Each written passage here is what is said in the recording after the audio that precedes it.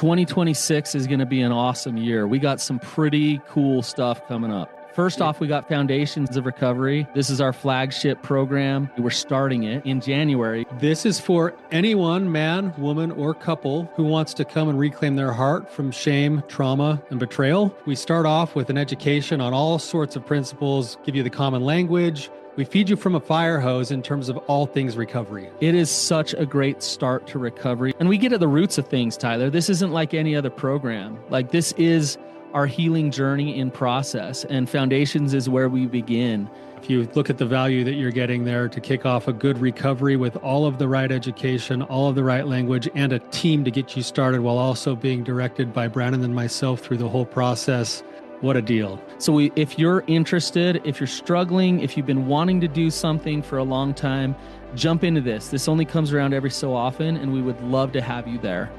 Click the link in the description to sign up for it. And to make it even sweeter, we're also including a raffle for a free pass to the Radiant Dawn retreat. Anyone who signs up for Foundations will be added to the raffle for that free Radiant Dawn pass. If you're a man and you sign up for Foundations, your name still gets entered, and you can give that pass away if you win it to any woman that you want to. So what you're saying, Tyler, is if you sign up and participate in Foundations, you could possibly go to Radiant Dawn for free? That's exactly what I'm saying, which is crazy because Foundations by itself is already an insane value. Man, I sound so salesy. But it actually is awesome. So come to Foundations. And even if you don't come to Foundations, sign up for Radiant Dawn. It's beyond therapy, the best healing experiences that you can have. Click the link below and come join us. How do I hold my partner's pain while maintaining safety for myself? Welcome to the Real Talk Recovery Podcast with the Therapy Brothers. We're brothers, we're therapists, and we know recovery. Bring your stories, your questions, your successes with real recovery.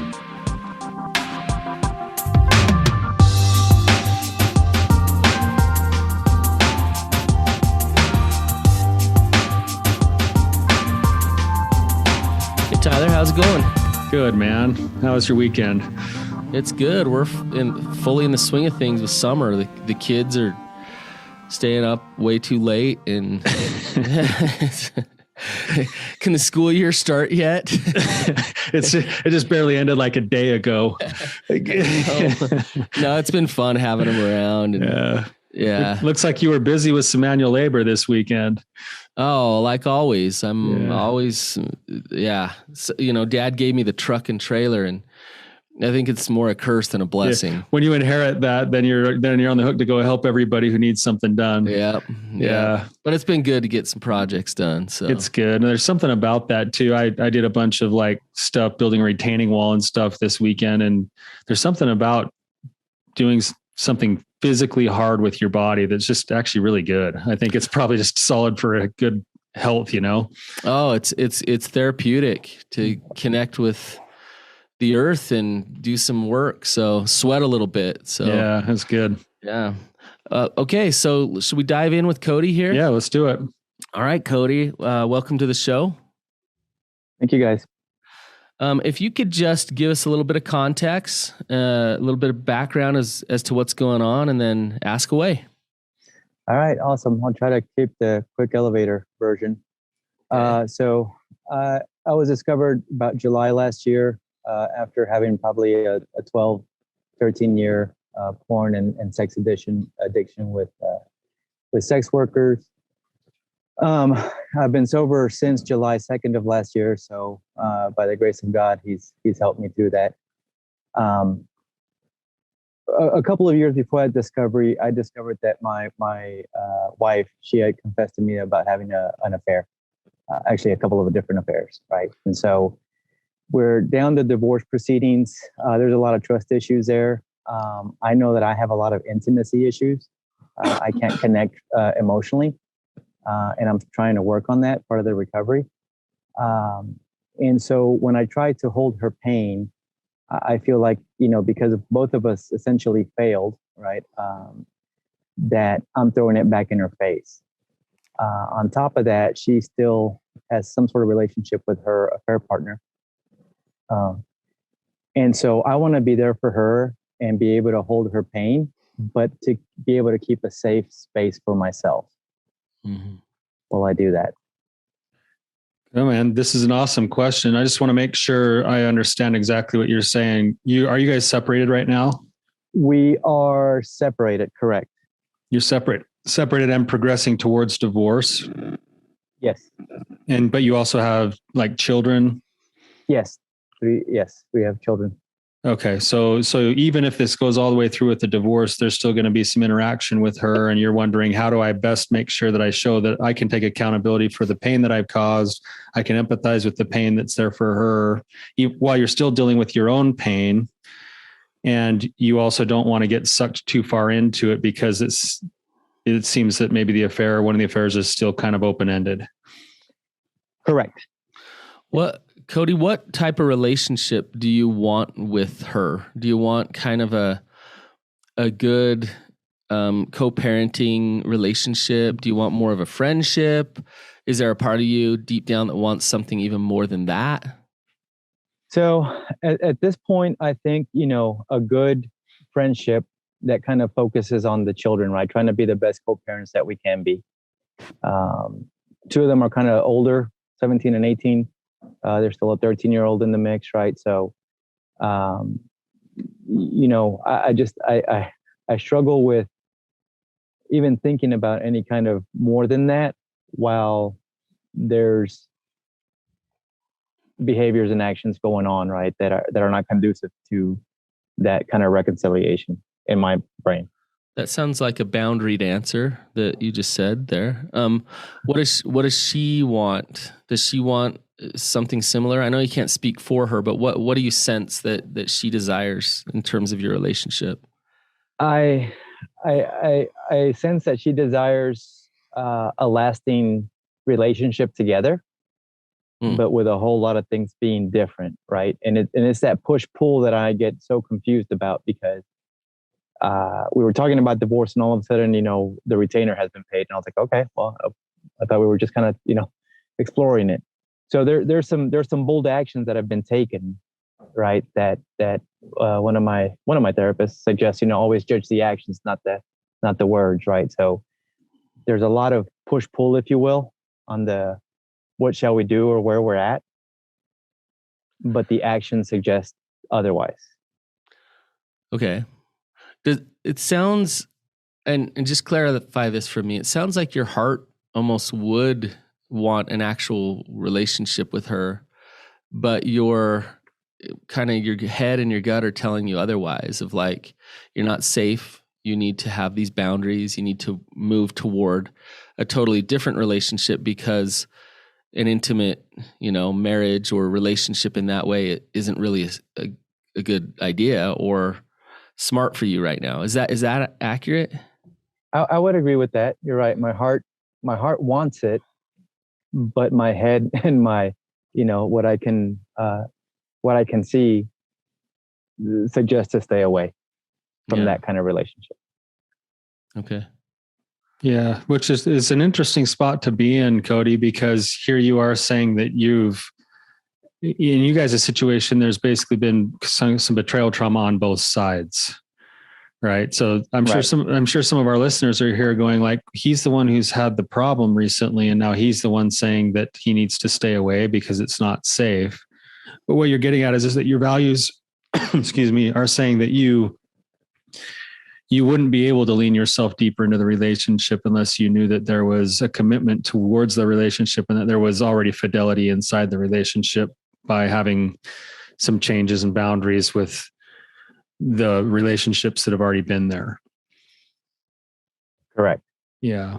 And then in the meantime, this says something about the work I think that you're trying to do here. In the meantime, you're still trying to keep a heart at peace towards her and say, how do I show empathy? How do I show that I'm sincere about wanting to understand her feelings? Yeah, that's my biggest thing is as we're talking, and then I feel like if I say, well, I know exactly how that feels, kind of thing, right? It's not from what I experienced or from like her betrayal. And so that's just kind of a catch-22, if you will, right? if I stay silent, then it's that avoider in me that doesn't want to kind of engage, right? But if I do say something, it feels like it's almost always going to be a catch-22, because it's going to be perceived as throwing it in her face of what she did. You don't want to throw it in her face, but you don't know how else to say, I know what you're going through, because you've actually kind of been through some of it. Absolutely. Yeah. Okay. Okay. So is there a way, so part of your question then is, how do I show empathy without saying, I know what you're going through? Yes. Okay. Yeah. So let's talk. I know you've been in recovery for a while, so you've probably had empathy sort of like drilled down your throat 1,000 times by now. Is that true? It feels like it. Yes. Okay. So according to what you've been taught, how would you define empathy? So according to the best analogy I think that I've that resonates with me is, somebody stuck down in a deep hole, is to get down in that hole with them and say, hey, I'll stay here with you until you're ready to get out, and then we can get out together. Mm-hmm. Okay. Right? Yeah. Okay. Yeah. I like that. So in essence, empathy in some ways is the ability to feel with someone, not to feel for someone, not to feel for yourself and tell someone. It's just to feel with someone. Right. Yeah. Okay. So now you see, oh, okay, there's been some things on your part that you've been trying to work out, which, by the way, nice job being sober for almost a year now. Right. Good job on that. But you're also committed to the process of recovery here. And is there a way to be in the hole with somebody without having to say, I know exactly how you feel? How would you possibly do that? I think the best way that I can think of is to get into that hole with them, and maybe do just that, right? It's like, look, I'm here for you. I understand that you're in a lot of pain, right? And you might not be ready to get out of this hole yet, right? But I'm here for you, whenever you're ready to start climbing out of here, without really putting anything back on. Hey, I know what you feel like because I've experienced it too, right? And that's not, because I know that's what it'll sound like, but I guess just right. Understanding that it will be just maybe trying to show a basis of understanding. Like, look, I understand that there's a lot of pain right now, right? Maybe even asking the questions of, let me know what I can do to help with that pain right now, and then go from there. Okay. Yeah. I think you're on the right track for sure. Just, looks like we lost Brandon, so hopefully we'll get him back here in a second, but, so we might have a distraction with him jumping back in, but, so I really like what you're trying to do already. And the interesting thing about what your question is that a lot of times we think that empathy and boundaries are almost like they're in conflict with each other, when in reality, the best kind of empathy comes with boundaries, because the only thing we can really do, that we can really offer with empathy, is our presence. And if we don't know who we are, where we begin and where the other person ends, then we have nothing to offer. And so having good, healthy boundaries is an essential part of empathy. And I'll give you maybe just a little example of how this goes wrong sometimes. Okay. So when I was brand new therapist, intern therapist, still in graduate school, I got assigned to do a group as a co-therapist, as the intern therapist, for women who had been sexually abused as children. And I'm the only male person there because the other therapist is a woman. And on the very first day, they did introductions. And on the second day, they all told their stories. And as I was listening to these stories, just these crazy stories of abuse that people had gone through, I was just completely overwhelmed by emotion, just this like crushing feeling of emotion, like, wow, I can't believe people have been through these things. I never heard these kinds of stories before. I remember driving home, and on my drive home, I was just sobbing. I couldn't control my emotions. And in a sense, I had taken on all of those emotions that had been shared, and I didn't know how to let them be my client's emotions versus my emotions. And it rocked my world. And I went home and I told my wife, I said, I don't know if I can do this job. Like, I don't think I can do this. I'm going to burn out too fast. And then I went to my supervisor and kind of told him what happened. And he walked me through it, and he helped me understand that the ability to have empathy is the ability to keep yourself while offering your presence to whoever it is you're working with. Now, being a man, could I ever possibly understand or know what it would be like to be a woman who was sexually abused as a child? No way. No, that's impossible. So how do I get to a place of empathy then? What can I offer? I can offer a desire to understand. I can try to get into the same realm of the emotion that must be going on for someone who's experienced those things. And you know what do you anticipate someone like? The good thing you have going for you, Cody, is that in some ways you have experienced the things that your wife is feeling. What do you anticipate she's feeling? What are the emotions? What are just the emotions that you anticipate that she's feeling? It's probably a plethora, right? Sadness, anger, rage, frustration, betrayal. Beautiful. Just kind of a loss, a deep loss of a relationship, of a family. So there's a whole range there. Whole bunch. Yeah. Okay, good. And then I'm going to ask you this, because you're not telling your wife that you know exactly how she feels, but have you felt on any level, whether it's with her or somewhere else, any of those same emotions? I have. Absolutely. Okay. So you don't have to say it to her. You just have to know that you know what those feelings feel like, to then offer your presence. And then when you speak to her or show it to her or sit in the same space as her, you get to say, wow, I imagine you're feeling this, and this. And you don't then have to say, I know exactly how you feel. You say, that's really tough. And I'm here for you. Yep. Right. Go ahead, Brandon. Well, sorry, I got cut off for a minute and I'm back. So I missed part of your guys' conversation, but something I want to look at and think about is, I actually think the nature of your relationship is really important. I think there's a difference between empathy and intimacy. And according to what that relationship is going to be, really determines the reparative work that you do. And so your heart can be at peace with her, and you still might decide, I don't want a level of intimacy with her or to do that work because I know that that's not a safe thing to do for me. And so I'm going to have empathy for her struggles and where she's at, but I'm not going to try to get too close because in my truth and my honesty and my integrity, that's not something that I think is a good idea. Do you see the distinction there? Does that make sense? Right. I believe so. So you're still can be there as a friend with that boundary of, we're going to be connected throughout the rest of our lives, right? Because we have kids together. Families are really, intertwined.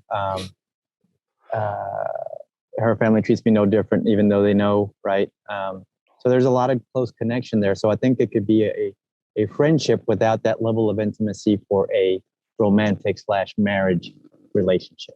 If that's what you determine, right? So you're right. kind of your feels, like your emotions that are telling you those things. You want to stop and listen to them and gauge, like, okay, what level of intimacy is going to be a healthy space for me with this relationship with her. You have kids together. Many of you have heard about our in-person retreats. We're really excited about our upcoming Rising Sun retreat. I could talk all day about all the reasons why you should attend, but I'll let those who have attended in the past speak for themselves. If I had a friend who is contemplating attending this conference, I would say do it. Sign up as soon as you can. Man, you got to do it. You got to do it. I'll be you guys' advertising arm, because I'm going to tell everybody I know about this conference. Oh man, I would say, again, I have nothing but positive things to say about it. So there's no reason not to come. Definitely attend. If you have the means, it would be a mistake not to come. Do it. You won't be disappointed. Well, I would say it takes a leap of faith to come to one of these things, because you're not going to know what it's going to be coming into it, and it's completely worth it. Just go for it. So I would tell that friend that he should definitely come. It is definitely worth the time, the effort, the money. If you have any thought whatsoever whether or not you should go, just go. Even after I signed up, I told my wife I didn't want to come the first day. I was like nervous as all get out. I knew it was going to be uncomfortable, everything about it, but I would look at that person and say, you will never regret. To help you to know how to find the joy that you're seeking in your life, to do this, take it seriously, and add it to your regimen moving forward. It has been powerful, just incredibly powerful.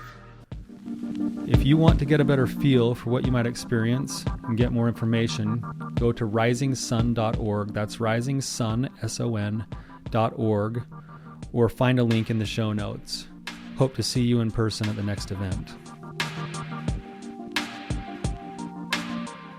And so hopefully a friendship can be there. That would be really good for your kids. Do you have to have a deep emotional connection, a spiritual, sexual connection? No, you don't need that, right? I hear your heart kind of desires that still a little bit, and I'm sensing a little bit of like you're torn a little bit, like you want something, but you probably, it's best if you don't go for that. And so it's kind of like if there was a vicious dog and it was growling and barking at me, and my heart could go out to that poor dog who's hurting and full of anger and probably has been abused.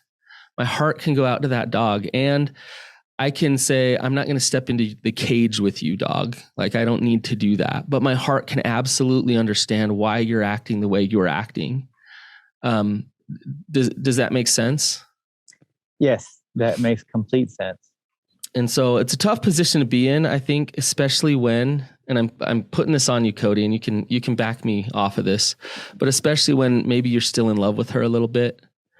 It's a tough position to stay outside of that cage. There's definitely a lot of love. Mm-hmm. I think there's also a lot of fear. So throughout the years, right? I mean, there's a relationship stuff, right? Just a straight up, communication, all that stuff, right? Then there's both the betrayal traumas, right? And so there's always my biggest fear is that there always seems to be space for this other partner, right? Highs or lows, right? And but yes, I want to get into that cage with that dog, right? I mean, that's probably the worst analogy I could probably think of in terms of that. But no, there's a lot of love there, and so I think and some of the work that I've done, I kind of know that I was replacing that intensity for the intimacy, and so just family of origin stuff like it was never there for me, right? So I didn't know what it was to offer affection and love and all that stuff, right? I held a flashlight for my dad, and you guys have ever had to do that, you think it's a simple job, but then all of a sudden you're getting yelled at because you're not doing it right. Mm. But so I firmly, and I think that's one of the biggest hurts for me is that that there's an intimacy that she's found with somebody else where I was so desperately seeking. And even now with the recovery work, right? I mean, there seems to need to be a correlation between recovery and sobriety, right? So like, well, if you're sober, then that must mean that you're, 100%, you're able to open up and be vulnerable, be intimate. And I know it just doesn't work like that, right? It could be years or decades, or ever. I could take 2 steps forwards and 3 steps back, kind of thing, right, from the recovery standpoint. So, so there's a big fear there, right? There's a big fear of what could we do different, and could we manage it in the, if we make a commitment, are we going to commit for the long haul? Are we going to commit until maybe there's a slip, maybe there's a relapse on my part, right? Whatever. And then that spurs more actions, right? This is maybe going down a rabbit hole that you didn't want to do, but no. But Kobe, you're saying if we're going to commit, it's almost like you're negotiating with her whether or not you want to commit to working the relationship out, but she's not even wanting to like sever the ties that have already been made that have led to some of the struggle. Well, yes, I think to me that's the biggest one, right? Because I mean, I understand that my sobriety, my recovery is non-circumstantial, right? I can't let outside circumstances dictate whether or not I stay sober and or work towards that recovery. And it's almost the flip side, right? Well, only if X, Y, Z will I then commit to severing ties with third parties. So you're not starting. What I'm hearing is that it's a flip flop. You're not starting at the foundation of a relationship that can actually produce empathy and intimacy. For me, if it were me, Cody, like for me to really want to connect with my spouse and be close to her, I'd need some trust. I'd need some fidelity and some commitment. That would have to be there first and foremost. And so I'm hearing kind of backwards of I'm not going to let go of the affair partner unless I know, well, okay, then you're stuck forever. So. Well, it sounds like she's saying the same thing, right? She's saying, I don't want to let go of I'm going to keep all of my other options open until I'm assured that what you're doing and that, your recovery is legitimate and solid. But here's the problem with that, Tyler, is I totally see her doing that, but to go off and get an affair partner to meet those needs then undermines the whole thing. Exactly. Right? Exactly. So yeah. How long has she been in a relationship with him? So 2022, probably about 6-7 years. 6-7 years. And how do you know she's still got contact? Does she tell you? Is she open about it? So she's not too open about it, but I mean, it's kind of random stuff, right? She was having trouble with her phone one time and I was trying to help her out. And then, she's getting a call from him, right? Yeah. So little random stuff like that. I'm not snooping, but it just kind of, it's circumstance, right? Like that I found out that, and she's admitted, that she's having contact with him. She doesn't deny it. She doesn't deny it. Doesn't agree to the full extent of it, right? Or doesn't kind of. But so yeah. So no denial of that there's to some degree a relationship there. Right. So what are your, I mean, this really comes to your boundaries first. Your boundaries need to be in place first before like connection with her happens. So just if you were to kind of put your values down and say what you need in order to really connect to her, what would some of those things be?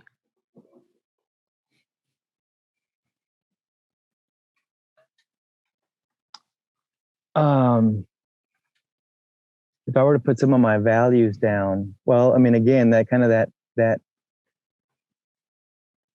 it depends on what kind of connection we're talking about, right? Are we talking about recommitted marital connection, or are we committed to friendship connection, right? Because if it's friendship connection, and again, I'm kind of at the point where I'm almost expecting that. Oh, I know that contact to be there, right? So I'm kind of aware as a trigger to not, let it affect me.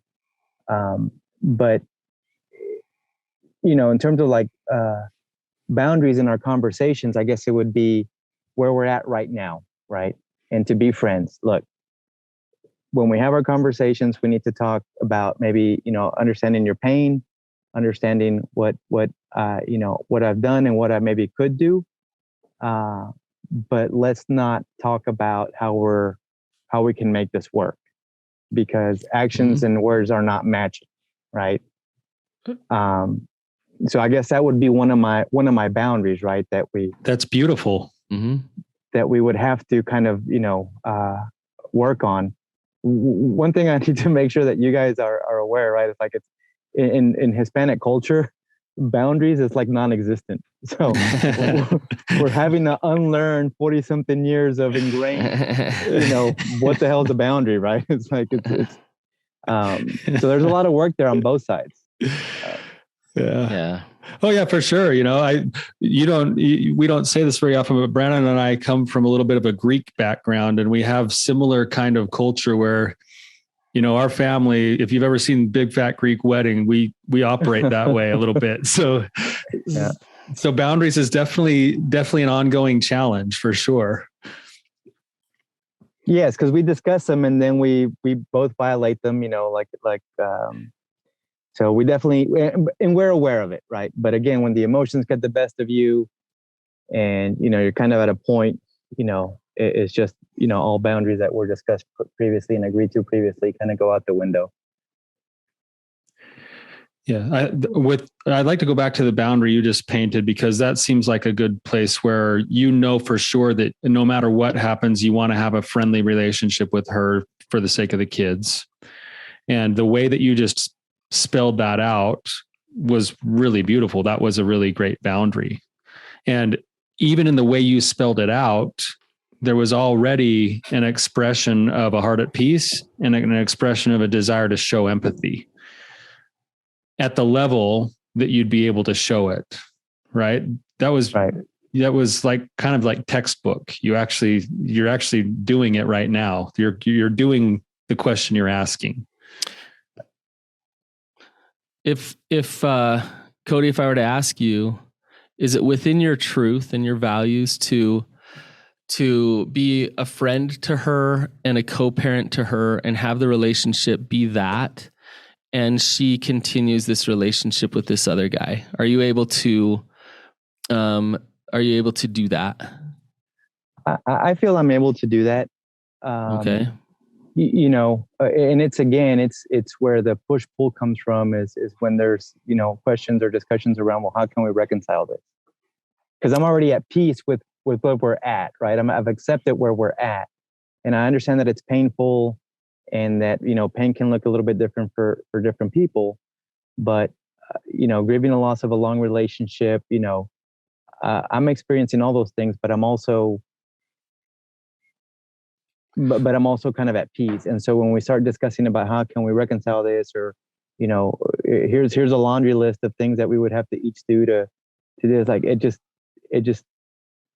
throws me off kilter, right? It kind of throws me off balance. So I'm more than willing to be a friend and a sounding board and a co-parent for her while she maintains this relationship. So look where we're coming to from the original question. I think this is really interesting, because originally you were saying, like, how do I how do I empathize without kind of throwing it back in her face, right? And now Here we are coming to, I need to hold a boundary around our relationship and not go further into certain things, and be a good friend and a good co-parent, right? Do you see the difference there? Yes. And what I'm hearing is to get clear with yourself as to where the work really needs to be done. It's not about holding her deep pain of betrayal right now. That's not about. It's about you having a boundary with her about where the relationship is at and what works for you and what doesn't. And in doing so, in your friendship, you might get to some points of holding some pain for each other with your experiences of betrayal. But first and foremost, you need to be clear about what this relationship is.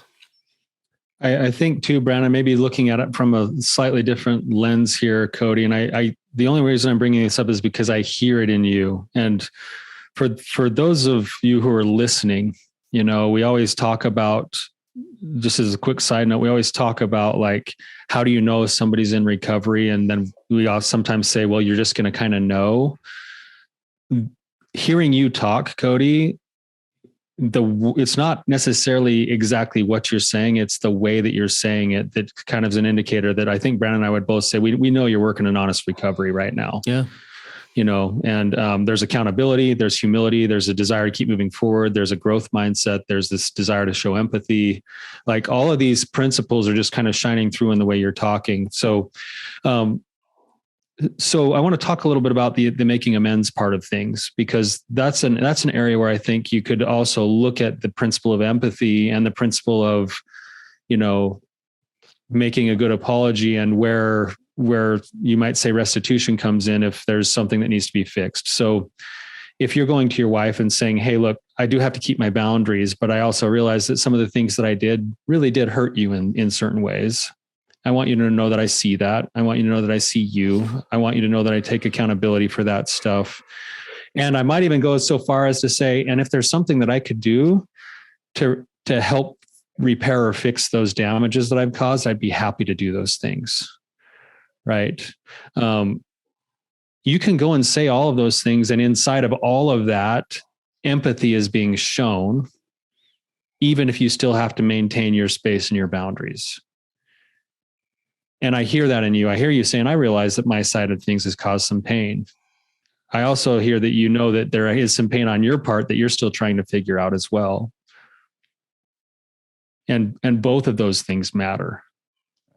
So in order to work your own good, solid recovery, so you can like what you see in the mirror at the end of the day, whether you're with her or without her, there's nothing wrong with holding that level of space to say, here's where I know that I made mistakes, and here's how I know how I've affected you.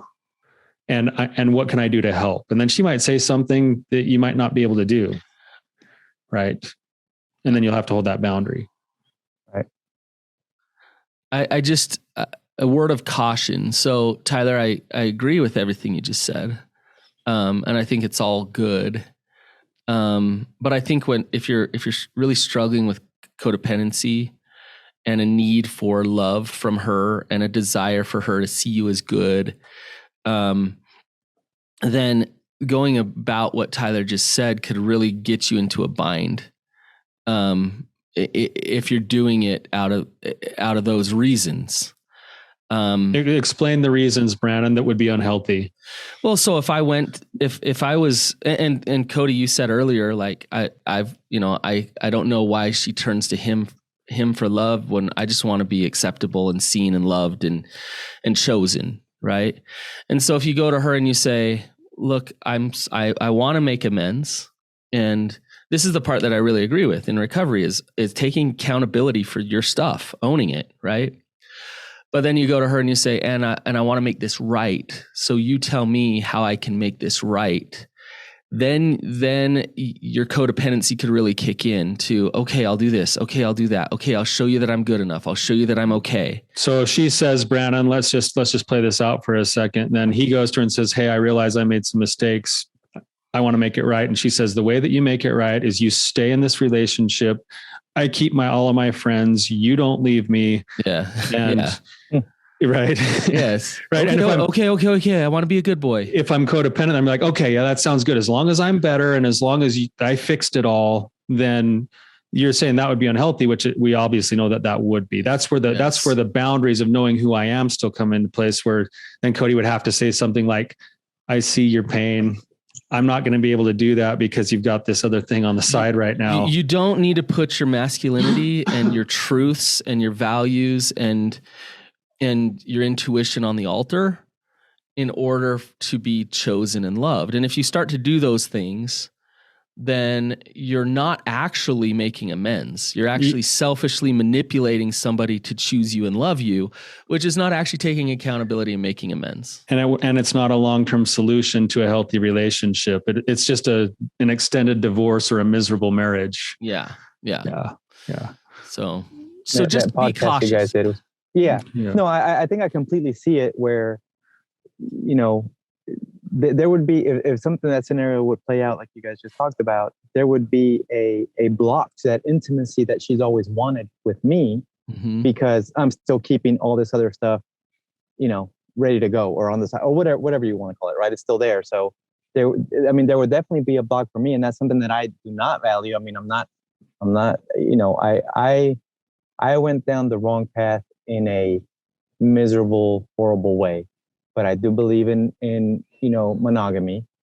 I do believe, one for the other, not open relationships or anything like that. Again, I know it's probably contradictory to what I was doing, but that is who God created me to be, and that is who I strive to be, moving forward.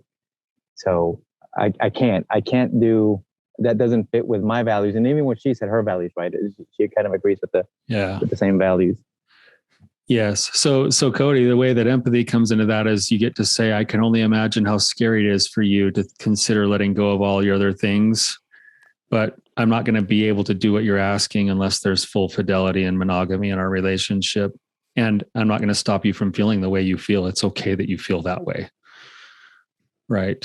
I acknowledge your feelings. I see your feelings. I'm in as much space as I can be with your feelings while still keeping my values. Mm-hmm.